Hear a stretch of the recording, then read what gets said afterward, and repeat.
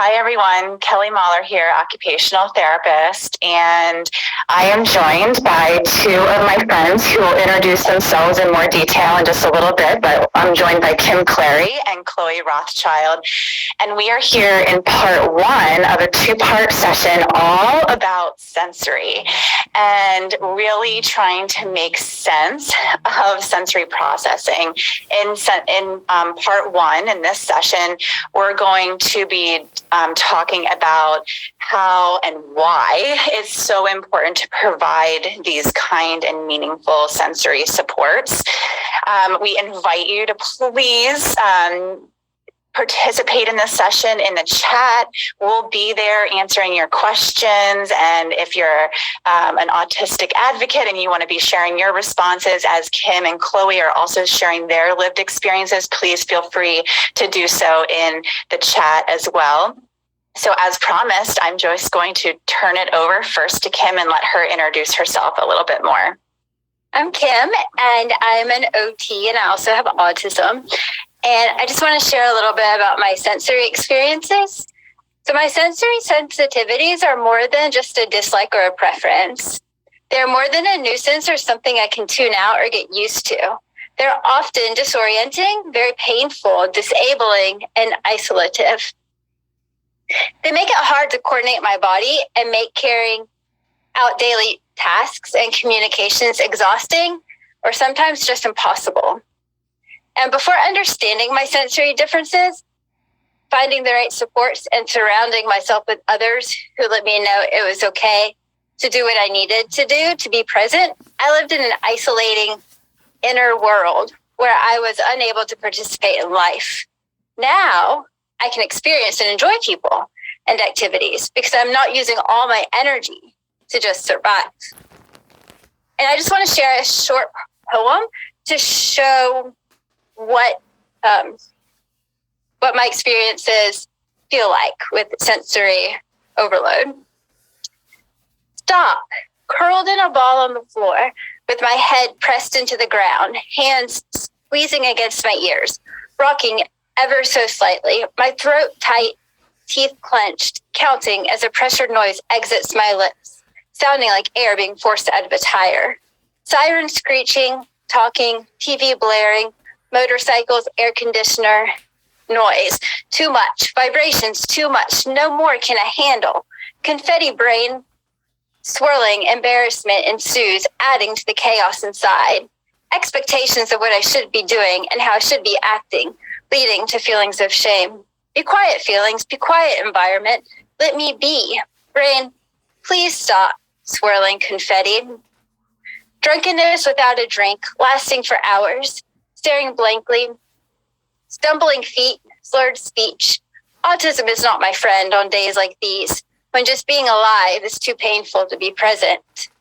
Thanks for sharing that, Kim. I think it becomes really evident in what you share as well as what Chloe shares across this entire session, just how essential it is that we understand how to effectively support sensory difficulties when we're working with autistic clients or we ourselves or with our own children. Chloe? So my sensory difficulties are also more than a dislike or a preference. When my sensory needs are understood and well supported, I can connect with myself and others in the way I desire. However, when I was younger, my sensory difficulties were misunderstood, mislabeled, and unsupported by many people. I was frequently called manipulative, attention-seeking. It was harmful and traumatic. They were punishing me for something I couldn't control, and sometimes I can't control. I needed support to learn about my sensory needs and how to regulate my nervous system. Telling me we've given you all the tools, all you have to do is use them, just wasn't helpful because I was missing a big tool, interoception. Learning about myself is still a journey, but understanding more about my body, how it feels, and what it needs for regulation has really changed my life. I like to compare sensory to people like, imagine a warehouse and the boss tells the workers that these boxes have to be fit in the warehouse, but the warehouse is full to the brim and there's no way to fit them. But because the boss said that they had to go in, they stuffed them in somewhere. And then the warehouse walls just couldn't take it anymore, and they collapsed. They couldn't process all the information that was coming in. Sometimes I feel like that's similar to my brain processing all the sensory information. Wow, that's an incredibly powerful analogy, Chloe. Thank you for sharing that. And again, it's evident, like, we cannot ignore sensory needs and supporting them effectively. So we just wanted to talk a little bit more. What are we referring to? Like, what does this mean when we're talking about sensory integration or sensory processing? And also, what does it mean when someone experiences difficulties or differences within their sensory systems? So just first, you may know this, but it's important to mention that we do have 8 sensory systems within our bodies. We have our outside senses, which are in charge of taking in information from the world outside of our body. So for example, our sense of sight or sound, but we also have inside senses, and these are senses that are in charge of pulling in information from the inside of our body. So we have our sense of proprioception, vestibular, and interoception, and we'll be talking about all 8 of these senses as we move through this session. Integrating the senses. So the brain's job is ultimately to keep us alive, and it takes information from around and within us, so from our environment and also from our bodies.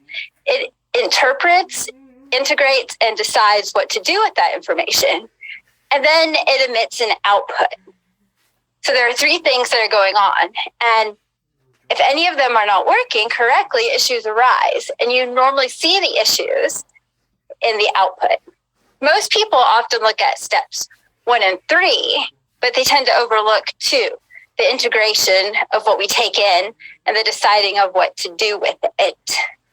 And with the integration, there are these components. So after I take in the information, my brain has to process the quality and quantity of that information coming into the receptors. So how much and how intense is that information? Do I hear this noise loud or soft, for example? The interpretation of the information can be affected. Do I feel the sensation in my hand or in my foot? Is it strong or is it dull? And then you also have the integration of the information from the various receptors and senses. So I like to share with that one, when it goes wrong, it can be like my hearing affects my eyes, or my speech goes away if there's too much noise. So my brain can't integrate everything and produce an adequate output.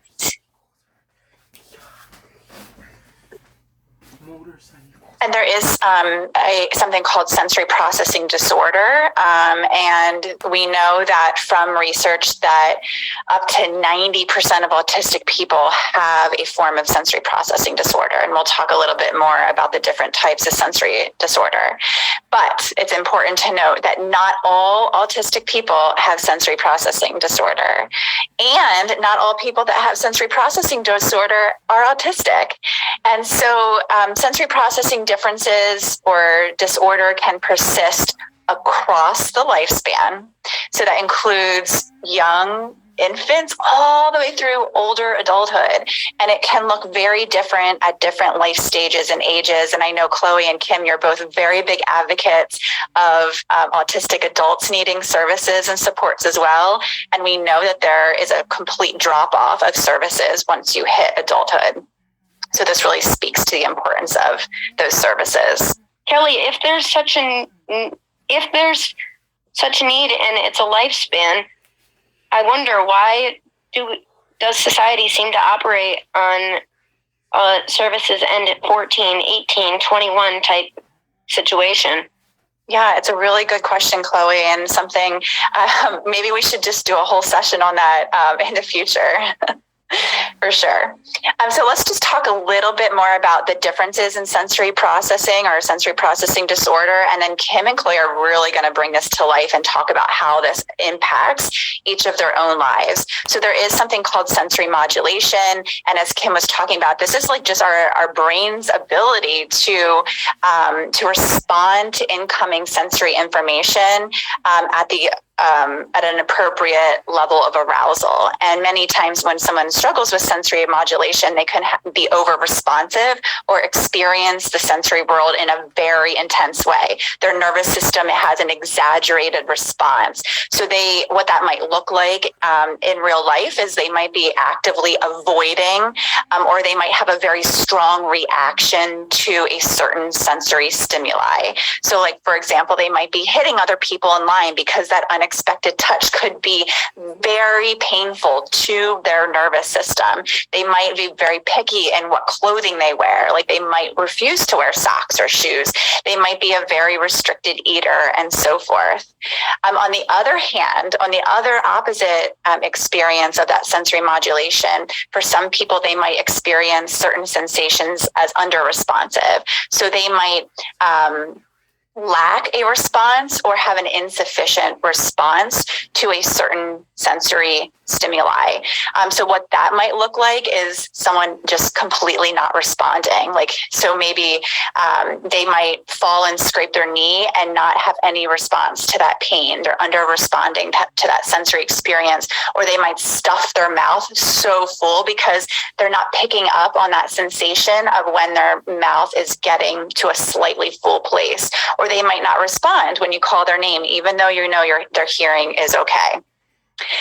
And also within sensory modulation, we know that people can be sensory seeking. So this could potentially be a type of under-responsiveness where a person is actively seeking that intense input to help to regulate their nervous system. So what this looks like in real life is they are continually acting in a way that's seeking out a certain type of sensory stimuli. So they might be like leaning on objects to seek that proprioceptive input, that input into their joints and muscles. They might be constantly making noises. They might be pulling out their hair, so seeking that sensory input. They might be biting themselves or other people. So that's all forms of sensory seeking. And it is a solution for their experience in the world, their sensory experience in the world. So in addition to sensory modulation difficulties, someone also could experience difficulties with sensory discrimination. And this is referring to the brain's ability to interpret incoming sensory information. So what this might look like in real life is a person might be really misunderstanding details. So for example, they might have a difficult time rhyming and really hearing the distinct differences between different words, or they might be very slow to respond to directions because they're really trying to make sense of all of the incoming auditory details, or they might really be frequently dropping things because they have a hard time discriminating how much pressure or force is needed within their proprioceptive system to hold something tightly. So we do have a video now to share with you, and this is a video of Kim, and she is in the grocery store in this video, and this video is a really powerful, when I watched it, this was a very powerful point of view from Kim's point of view of what the grocery store, the grocery store experience was like before she was using sensory supports to meet some of those modulation and discrimination difficulties. We're done.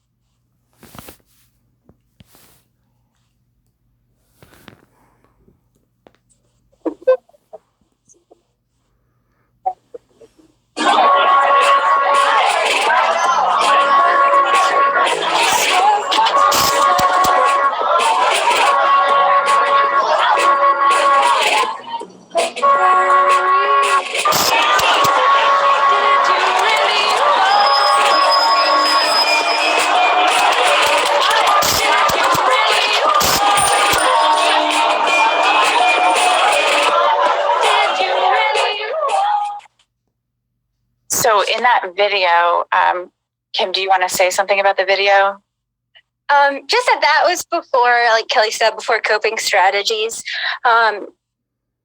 So when I have my coping, I'm able to shop for a whole week, and it takes me an hour, and I can put my groceries away after I go home instead of having to go regularly.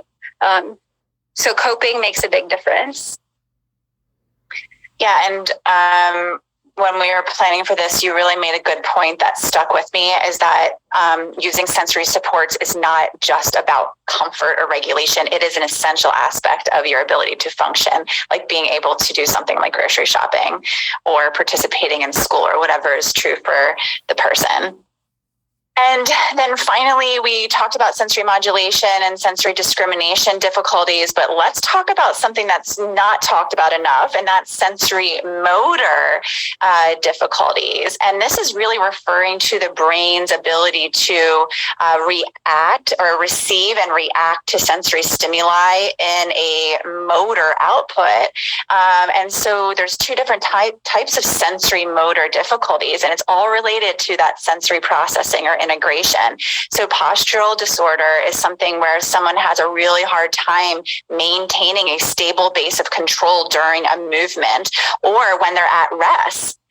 In order to meet the demands of a task or an environment. So I know I've had students that all of their focus is going into trying to maintain an upright posture while they're sitting in a desk, and they have no reserves left to actually participate in the academic demands of the class.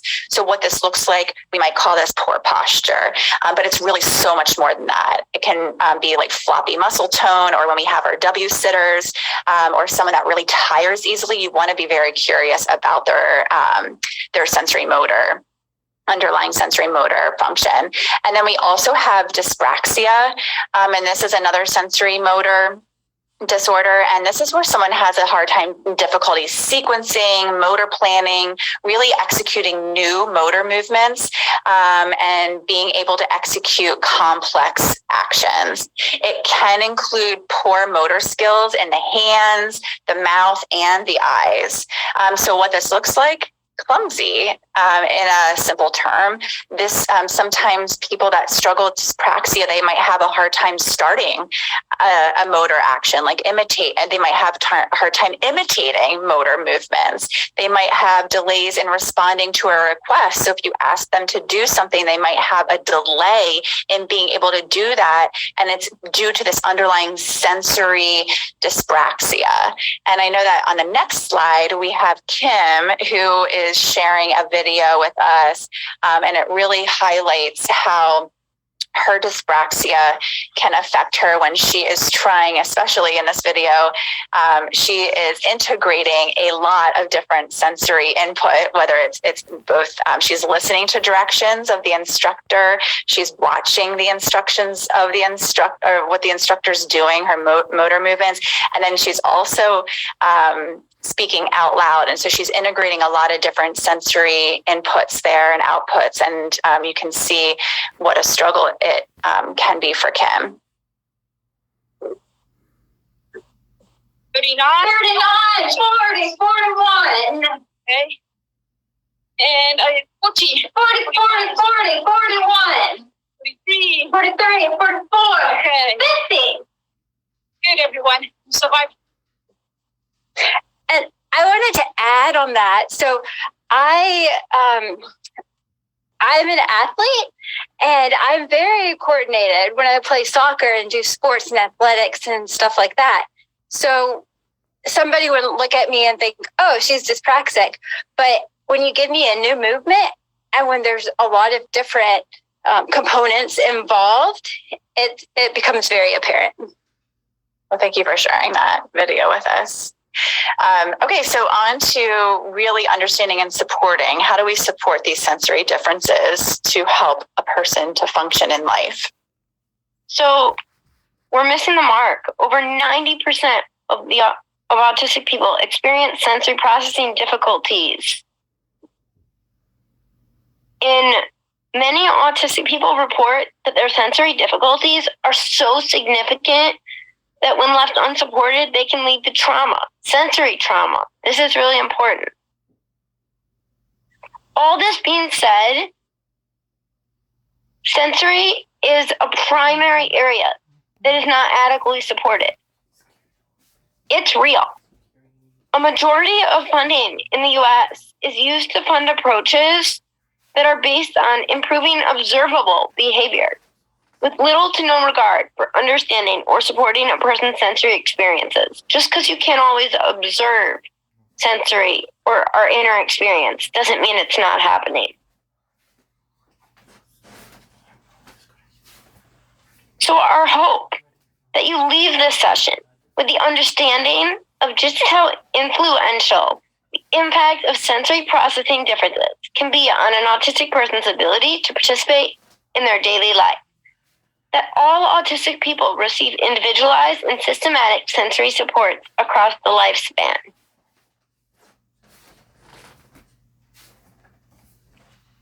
Okay, we're going to take a closer look at the sensory processing differences in SPD by individual sense. So we're going to go through each of the 8 senses. So we'll start with vision.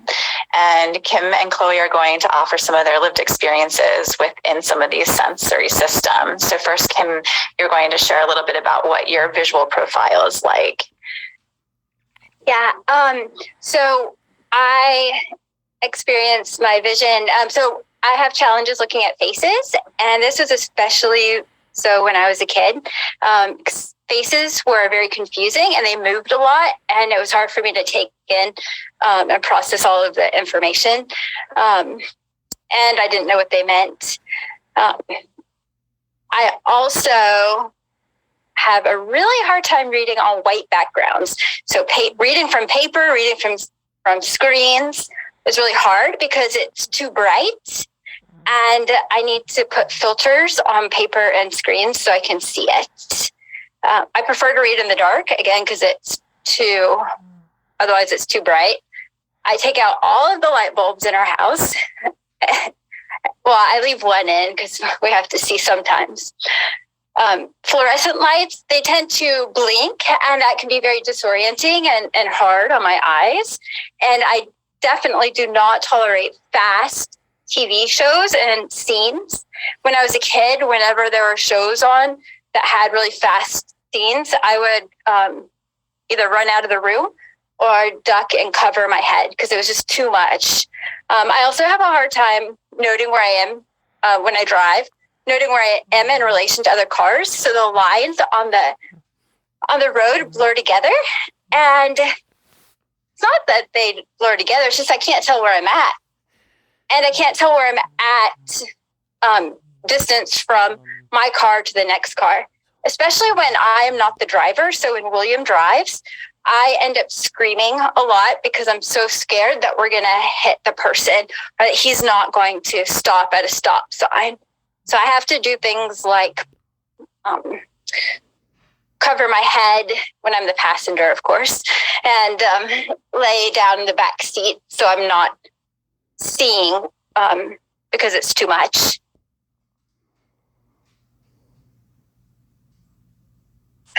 I also so I want to show like what light does to my eyes as far as like reading. So this is how I typically would see, but when I'm dysregulated, it looks differently. And so the words kind of go back and forth and they're a little really fuzzy. When it's too bright, it's very pixelated. So you can see that the type of light and my regulation level affects how I'm able to see the world around me. Yeah, and even when you're not dysregulated or when it's not too bright, Kim, you shared about your reading and how what your reading process is like because of your dyspraxia and how you coordinate your eyes. Do you want to share about that quick? Yeah, I read very unorganized. So if I was reading this on the screen, I would read Kim, therapist, developed, licensed. So I'm reading not from left to right, but kind of left, up, down, right, left. So it's very unorganized. Well, that must make reading pretty tedious at times, I would imagine. Yes. Also, how I see can affect how I register food textures. So in different lighting, food, the texture is different. So for me, my senses kind of, they interact a lot with each other, where one sense really can affect the other and how I experience other things. Yeah, this is something I've learned so much from both Kim and Chloe, and just how intertwined our sensory systems are, and how one sensory system can impact the experience of another sensory system. And also, I think it's important to know that individuals with autism can have other disabilities as well. So, for example, I also have a visual impairment. And so there's already things with optic nerve damage. So some of these things, we don't know which they are. Right, that's a really good point to make, Chloe. Yeah, and yes, that was a great point. And it also reminded me of at the eye doctor, when you go to the eye doctor, they might not pick up on some of these sensory challenges that I've described. It doesn't come up on typical eye exams. Yeah, that's another excellent point for sure. Yeah, just simply reading like that eye chart or whatever in the doctor's office is not going to pick up on a lot of what you both just shared. Okay, so moving on to the next sense. This is our sense of sound or hearing, and the fancy term is auditory. And Chloe, do you want to share your auditory profile with us? Yes. So it can be intense and craving. Loud environment impact my ability to communicate. My noise canceling headphones help me participate and stay in certain environments that I want to be in. And I know we talked about different senses together. If you look at the picture in the bottom left, I absolutely love water. So the lake was very high that day, and at that moment, the waves were just coming in. So I was purposefully trying to get as close as I can without falling in to get wet. I can hear you with my headphones. So when you approach me and I'm out in the community with my mom or my staff, and you look at them and say, "What's her name?" That's hurtful because I can hear you. Ask me. Just because I'm wearing them doesn't mean I don't want to have a conversation with you. Sounds like crinkling paper on my ear can help me regulate, and this can change from time to time. Just the one time I was waiting in line, which can be hard, and I just crumpled the receipt up to my ear, and I was like, I think I like this. The repetition of music is calming. I use therapeutic listening app by Vital Links. And that track over and over again is soothing. The same song over and over again, listening to it on repetition. Or the same TV show. Lately I love falling asleep watching Encanto because that script. And also me singing the same song. So during the pandemic, I would sing 50 Nifty United States over and over and over and over again. Well, thank you for sharing that. And Chloe, your first point about how intense loud environments can be for you and how it impacts your ability to communicate. I see that you're speaking to us right now. Can you just share quickly about, I know you advocate really well about communication supports for all people. Yeah, so I do great, especially when it comes to special interest in things I'm good at, like presenting, and things I love, like presenting. But that in that moment, being able to say, this is too much. I need my headphones. I need a break. and just communicate all that in the moment has been hard. It's taken practice, and it's taken using assistive technology and assistive communication devices, boards, pictures, rate cards. I use Proloquo to go on my iPad, and I also just recently have been exploring Proloquo for text, which if I have programmed phrases, it can be on my Apple Watch. So it is super accessible. That's really cool. Kim, would you like to share your auditory profile? Yeah, I have hyperacusis, if I say that right, where things are really, really normal sounds are intensified by a bazillion, it feels like. I can hear the sounds of electric, when things are plugged into the wall, I can hear the cords. Phone chargers are the absolute worst.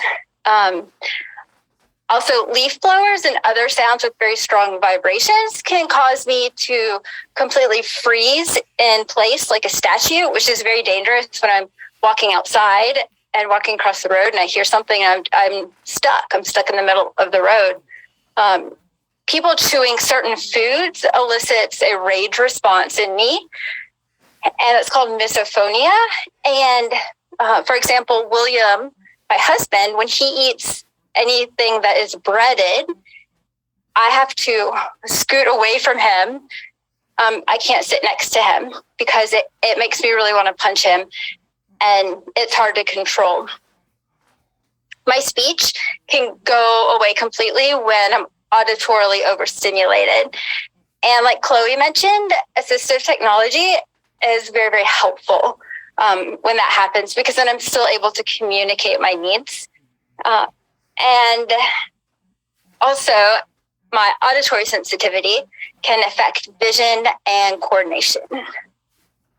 Yeah, I think that you did a nice job of illustrating that last point in the video that you shared in the grocery store, and how all of the auditory stimulation just impacted your ability to walk through the aisles and coordinate and be able to see the items on the shelf and so forth.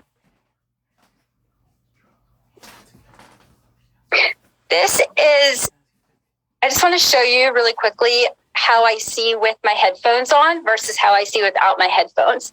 So when I don't have my headphones on, the picture that you see, that's how I view my husband. It's very pulled apart. But then when I put my headphones on in a loud environment, I can see much more clearly. Wow. You can just see how important that sensory support is for you, Kim. All right, moving on to the tactile system or touch. Chloe? So, touch for me is intense and craving. As you can tell right now, I have a fidget, which you'll almost always see me with some kind of fidget. And I have many different types because not one fidget is the same or provides the same input. I need to fidget so I can engage and pay attention. If I don't have a fidget, I will find something to help. For example, one time when I was in high school in 10th grade biology, I liked biology because I found out that the desk I sat at, someone tended to put chewed gum under it.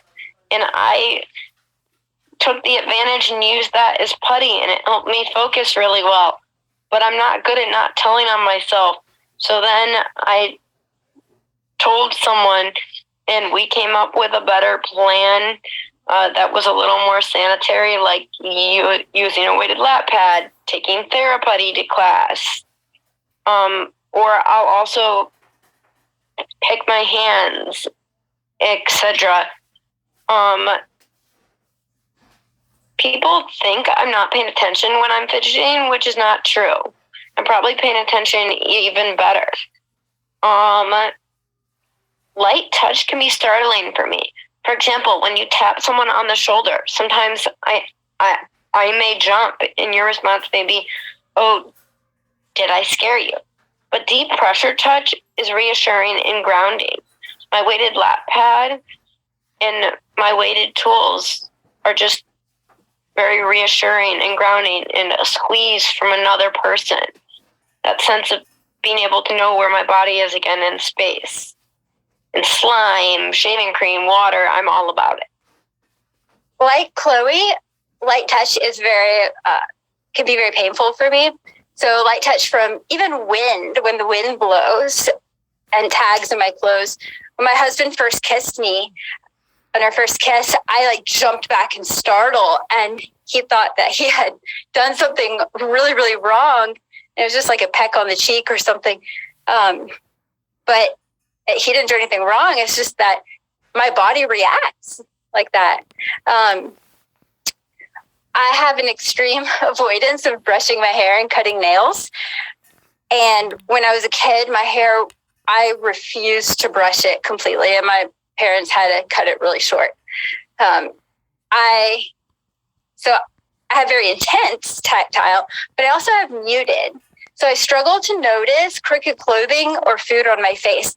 I walk around with my pants on very, very crooked, and my husband's constantly having to straighten out my clothes because otherwise it just looks like I'm walking crooked, or it's really funny looking.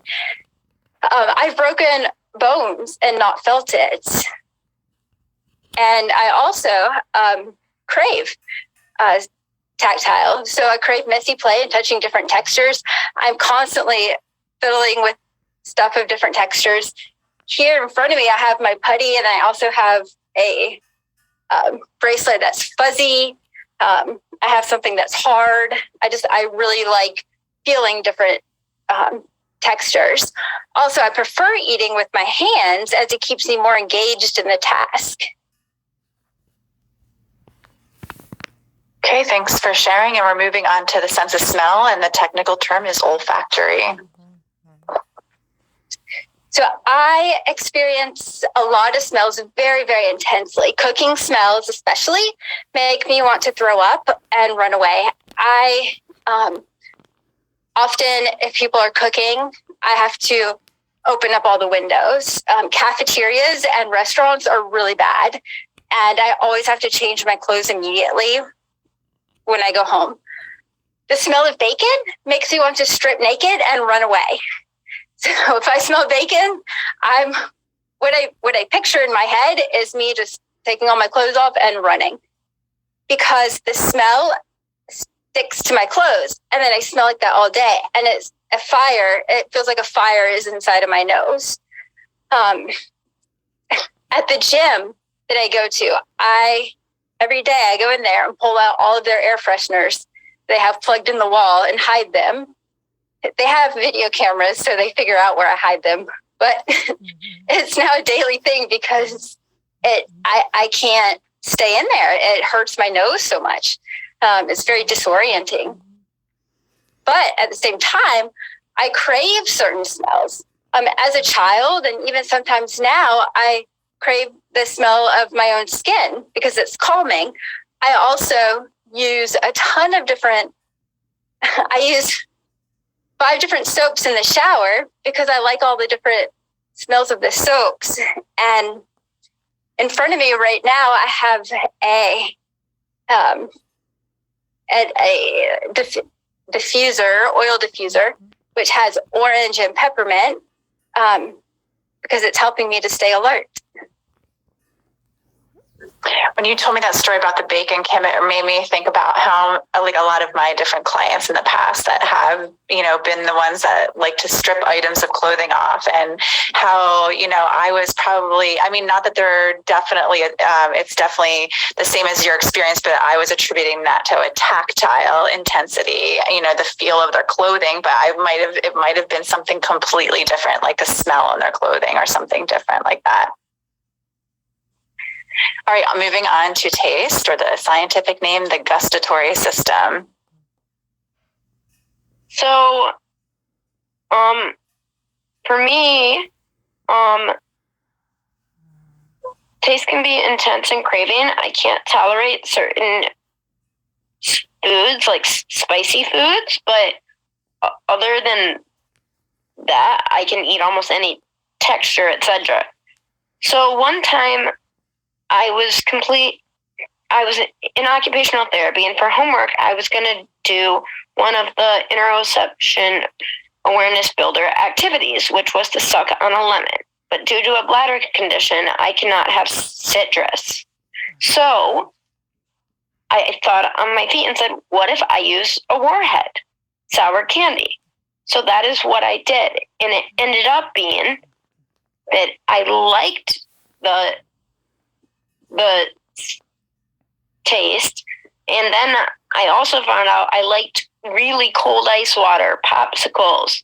So sometimes when I was overwhelmed, I was self-spitting on myself. Not because I didn't know better, just because it just came on too fast. And it turned out that something intense like the warhead or really cold water could help to kind of interrupt and reset. For me, the taste of salt is like a stampede in my mouth. I do not like it, and will refuse most foods if I can taste the salt. However, I do put very strong spice on foods. I put pepper on almost everything. Same thing with cinnamon. I had a cinnamon overload when I was in my 20s because I was eating over a cup of cinnamon a day and had a reaction to it, but I was craving it. Also, I wanted to mention that not all eating difficulties are taste or texture related. For me, a lot of my eating difficulties comes from overstimulation in the other senses, and I'm not regulated, so therefore I am having a hard time eating.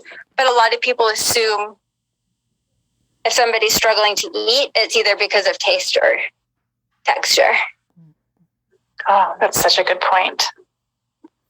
I also will walk and eat frequently. And another thing that is really important to note is that I feel like sometimes I'm so focused on so many things that sometimes I've ended up choking to the point of needing the Heimlich. Oh, wow. Chloe, can you talk about the walking and eating? Can you make that connection for us? Why are you walking and eating? Because, like we'll find out here soon, but I move frequently. So to sit and to stay in one place is not something I necessarily do all of the time. So while I do it at like a sit down meal, if it's like breakfast on my own, I would choose to pick up the bagel and walk around the house with it. Because that movement helps you to regulate so that you can eat. And I'm all about it. I'm not sure if it's that or because I'm all about any opportunity for movement and steps. Mm-hmm. Okay. So maybe there's some dual purposes going on there. Definitely dual. Let's talk about some of the inner senses. So first, proprioception, and that's just our awareness of like where our body position is in space. So Chloe, do you want to talk about your proprioception? Yeah. So it can be muted. I can't always feel my body in space. And sometimes you can notice this, I think, Kelly, can't you? You'll just watch me walk and you can tell, like, it looks as though I don't know where my body is in space. Yes. Like you're wandering a little bit. Yes. Yeah. Or I'll walk too close to someone, or if I'm pushing a cart, I'll push it into something. I prefer laying down on the floor or bed, which helps me feel my body better. Like you can see in this picture, I am in the floor, on the floor right beside my bed, so small little space, right by the crash pad on the princess yoga mat with a weighted monkey, like almost on my head, and one or two other stuffed animals there joining the party. I seek deep, and I also craving. I seek deep pressure in the environment to take away the feeling of ants crawling on my skin or energy surge going through my body, or even because I've learned that the feeling of deep pressure helps prevent that feeling in my body. I wrap in blankets. I'll carry blankets around the house. When I was younger, can't tell you how many times it would be bedtime and it would be, where's my princess blanket? I can't sleep without it. Where's my green blanket? Like, literally, I could have 7 different blankets, and literally my parents were running around the house trying to find the specific one because they all had their differences. I love squeezes. I love having the ball rolled on me, which, yes, I know that's co-regulation, but everyone uses co-regulation at one time or another. Jumping from my trampoline to a crash pad, chewing a chewy, that can come and go. There's times in my life I've went 10, 12 years, 15 years never using a chewy, to when I was diagnosed with a chronic bladder condition and I went months just not feeling well, where I needed that input more. Compression pants, they even help me sleep. And I have a compression shirt too, which I will wear sometimes. Jumping, that input.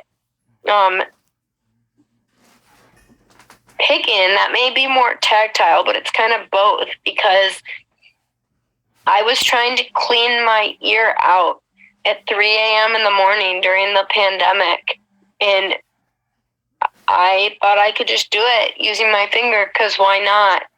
And I picked so deeply that I caused an abrasion because I didn't realize how hard I was pushing.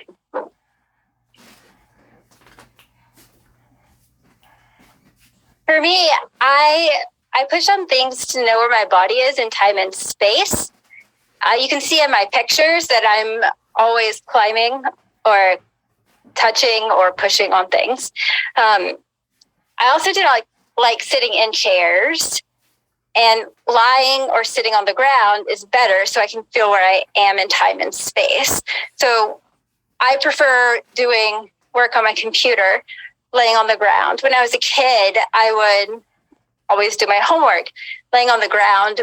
At school, I would put my head on the table for that input. It's like my body has no boundaries. I don't know where I'm at. I also crave, so jumping, running, slamming, stomping are actions that help me to organize my nervous system. So I'm able to carry out tasks. I need to do a lot of really heavy work and intense. I need intense input in order for me to be able to sit and focus and listen.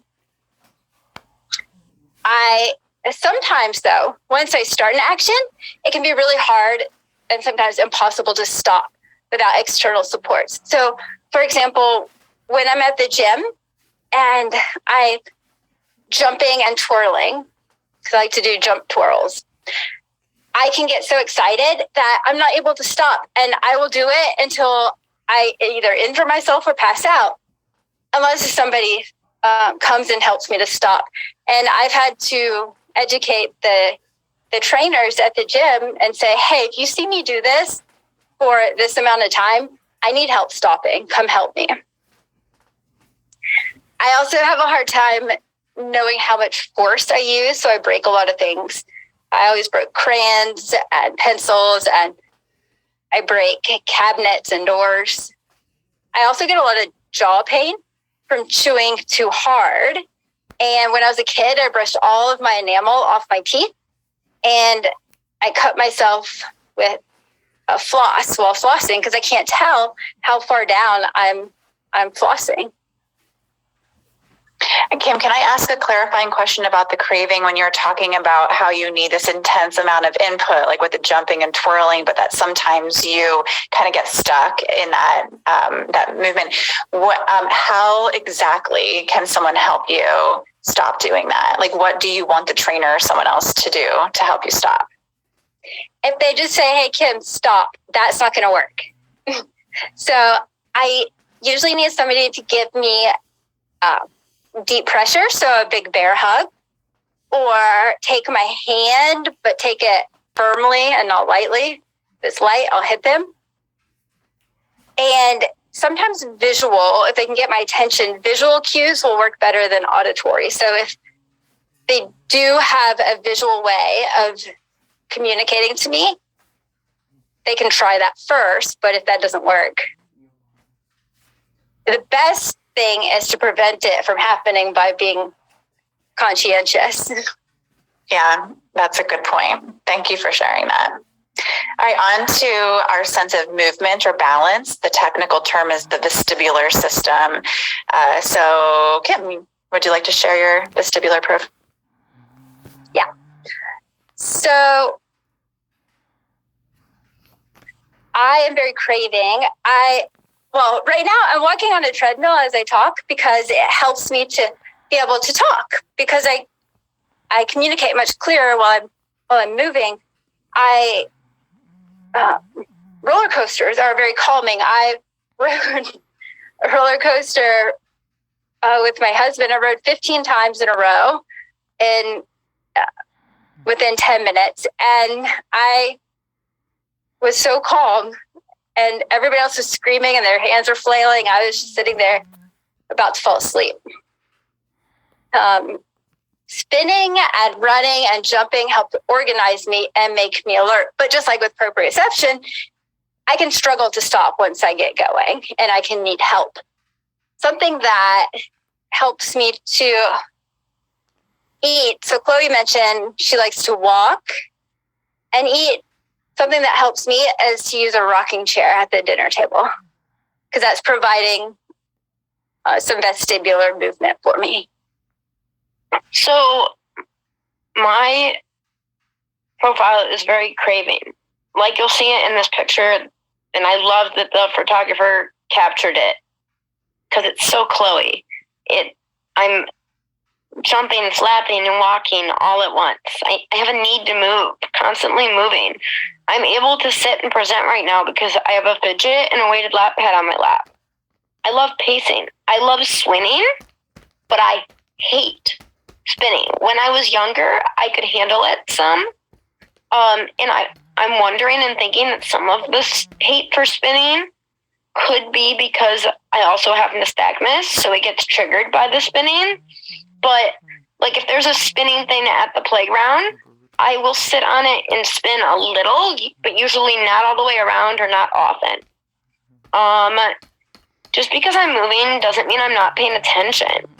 And there's no such thing as an age-appropriate support.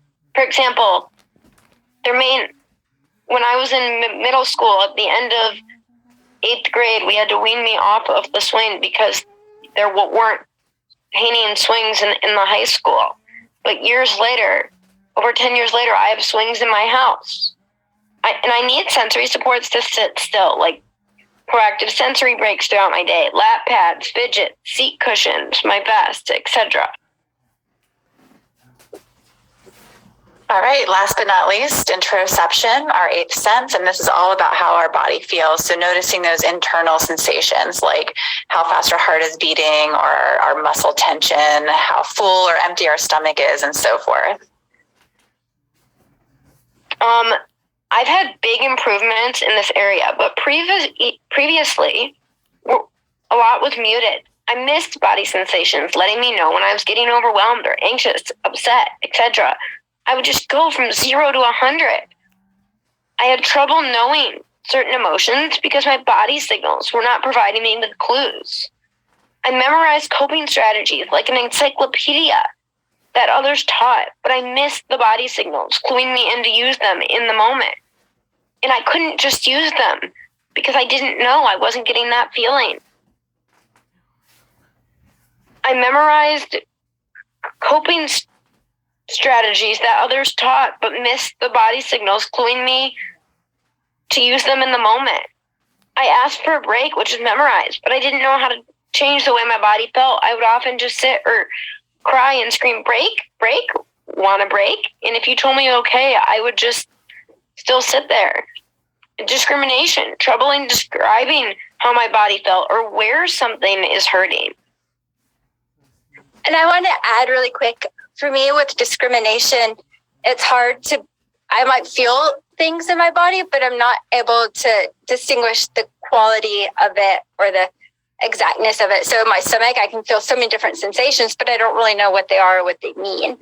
And also, I have a hard time owning my body parts. So being able to know this is my hand that I'm looking at, which is also part of interoception.